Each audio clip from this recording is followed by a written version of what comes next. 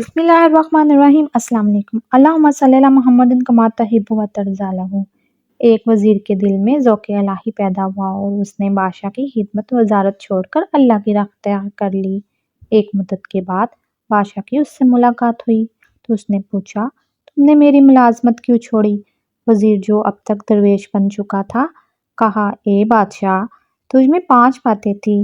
ایک یہ کہ تو میرے سامنے کھانا کھاتا تھا لیکن مجھے نہیں کھلاتا تھا۔ اب میں اس خدائے پاک کی خدمت میں ہوں جو خود نہیں کھاتا مگر مجھے کھلاتا ہے۔ دوسری یہ کہ میں تیرے سامنے کھڑا رہتا تھا لیکن تو نے مجھے کبھی بیٹھنے کو نہیں کہا۔ اب میں اپنے پروردگار کی خدمت میں ہوں تو وہ مجھے 4 رکعت کی نماز میں 2 دفعہ بٹھاتا ہے جس سے مجھے اس کی عبادت کرنے میں آسانی ہوتی ہے۔ تیسری بات یہ ہے کہ تو رات کو سوتا تھا اور میں تیری حفاظت کے لیے جاگتا تھا۔ تم نے کبھی نہیں کہا تھا کہ گھڑی بھر تم بھی سو لو۔ اب میں اپنے پروردگار کی خدمت میں ہوں تو وہ خود نہیں سوتا بلکہ میری حفاظت کرتا اور میں سوتا ہوں۔ چوتھی یہ کہ میں ہر وقت ڈرا رہتا تھا کہ کہیں تم مر نہ جاؤ۔ اب میں اپنے پروردگار کی خدمت میں ہوں جسے خود مرنا نہیں اور مجھے اس نے اپنے ذکر حیات سے بہت جان بخشی دی ہے۔ پانچویں بات یہ کہ میں ہر وقت ڈرا ہی رہتا تھا کہ اگر مجھ سے کوئی غلطی ہو گئی تو مجھے سزا دے گا۔ میں اب اپنے پروردگار کی خدمت میں ہوں تو مجھے ایسا کوئی خطرہ نہیں۔ اگر مجھ سے کوئی خطا بھی ہو جاتی ہو تو میں توبہ استغفار کر لیتا ہوں اور وہ مجھے بخش دیتا ہے۔ سبحان اللہ۔ اسی طرح ایک بادشاہ تھا اور ایک درویش کے پاس گیا جو کسی خاص ورد میں مصروف تھا۔ بادشاہ نے اس درویش سے اس ورد کی بابت دریافت کی تو درویش نے بتایا کہ یہ ورد ایک خاص موکل کو فلاں مقصد کے لیے متحرک کرتا ہے۔ بادشاہ نے درویش سے کہا، مجھے بھی اس ورد کی تعلیم دو۔ تو درویش نے کہا کہ میں ایسا نہیں کر سکتا۔ بادشاہ یہ سن کر وہاں سے رخصت ہوا اور کسی اور سے وہی ورد سیکھ لیا۔ اس نے اسی درویش کو اپنے دربار میں بلایا اور اس کو کہنے لگا کہ میں نے تیرا ورد کسی اور سے سیکھ لیا لیکن تو نے نہیں سکھایا، لیکن جس موکل کا تو نے ذکر کیا تھا وہ تو نہ حاضر ہوتا ہے اور نہ ہی کوئی کام کرتا ہے۔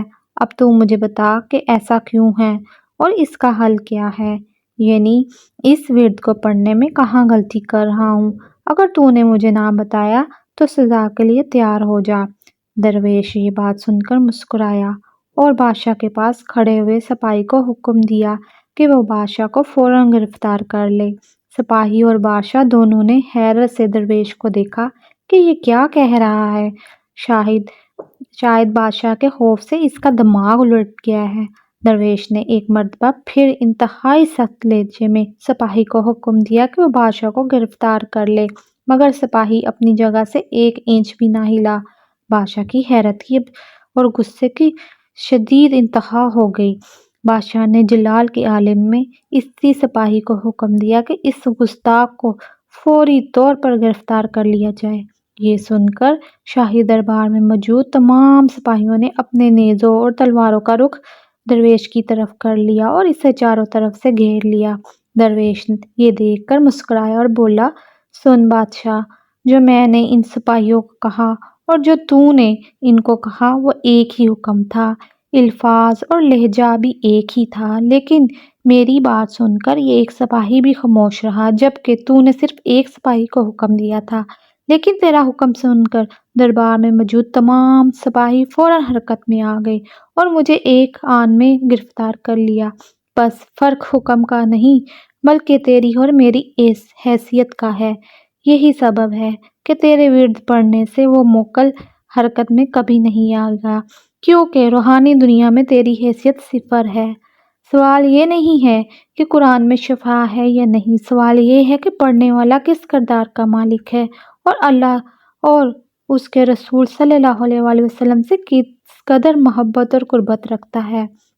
کتابوں سے یا پیسٹ کر کے اعمال سے یا فیس بک سے نقل کر لینے سے یا الٹی سیدھی ترکیبیں بنا کر لفظوں کے جال اور تقریروں اور تہمتوں سے کوئی بھی شخص اس دنیا میں مشہور ہو سکتا ہے، لیکن یہ لازمی نہیں کہ اس کو لوگوں کی نجات کا وسیلہ بھی منتخب کر لے۔ عالم روحانیت میں تشخیص اور نسبت اور قرب سے ہی ممکن ہے۔ ایسے میں مسئلہ آیات نقوش کی روحانیت کا نہیں بلکہ عامل کے اعمال اور اس کی نیت اور نسبت توکل اور ایمان سے ہے۔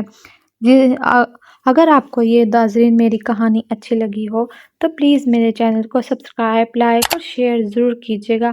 آپ کے ایک سبسکرائب سے مجھے بہت حوصلہ ملتا ہے۔ اپنا بہت سا خیال رکھیے گا۔ مجھے اجازت دیجیے۔ اللہ حافظ۔